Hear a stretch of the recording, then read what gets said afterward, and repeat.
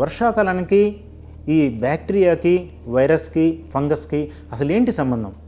వర్షం పడినప్పుడు ఏమవుతుందంటే ఈ బ్యాక్టీరియా, వైరస్, ఫంగస్ విజృంభించి పెరుగుతుంటాయి. ఎప్పుడైతే వర్షం తగ్గుద్దో, వర్షంలోనే ఈ నీటిలో తేమ ఎప్పుడైతే ఎక్కువ ఉంటుందో అప్పుడు ఈ విజృంభించి పెరగటం వల్ల మొదట వైరల్ ఇన్ఫెక్షన్గా మొదలై దాని తర్వాత బ్యాక్టీరియల్ ఇన్ఫెక్షన్ వస్తుంది. సాధారణంగా ఎఫెక్ట్ అయ్యేటువంటి భాగం ఏంటంటే శరీరంలో ఏంటంటే ముక్కులో దురద మొదలవుతుంది. ముక్కులో దిబ్బడ. అక్కడ ఏమవుతుందంటే ముక్కులో రక్తనాళాలు చాలా ఎక్కువగా ఉంటాయి. కొంచెం వాతావరణంలో మార్పు వచ్చినా కూడా ఈ రక్తనాళాలు పెరిగి పెద్దవుతుంటాయి అన్నమాట. పెద్దవి ఏం చేస్తాయంటే ముక్కు దిబ్బడ, కంజెషన్ వచ్చినట్టు అనిపిస్తుంది. ముక్కు దిబ్బడ వస్తుంది.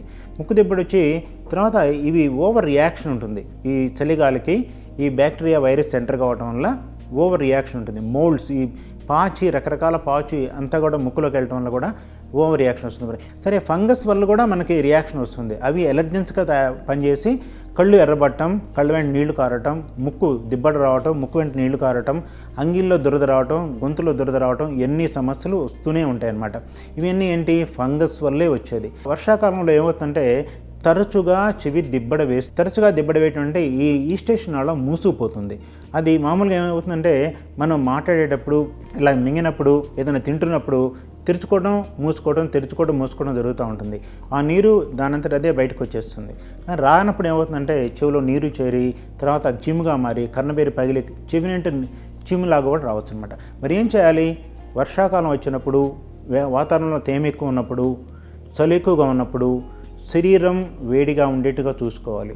మీరు ఏసీ గదుల్లో నివసించే పంతే ఏసీ 26, 27 ఉండేట్టుగా చూసుకొని, అంతకంటే తక్కువ ఉండేట్టుగా ఎట్టి పరిస్థితుల్లో చేయగలను. ఎందుకంటే బయట టెంపరేచర్ కూడా 23, 24 ఉంటుంది. మంకీ క్యాప్లు పెట్టుకోండి. తర్వాత శరీరం వేడిగా ఉండటం కోసం మంచి రెయిన్ కోట్ ఒకటి పెట్టుకోండి, మంకీ క్యాప్ పెట్టుకోండి, లేకపోతే స్కార్ఫ్లు కట్టుకోండి. చెవులో కూడా గాలిపోకుండా వేడి నీళ్ళ స్నానం చేయటం వల్ల, మాస్క్ ధరించడం వల్ల, చేతులు తరచుగా కడుక్కోవటం వల్ల ఈ సమస్యల నుంచి బయటపడవచ్చు.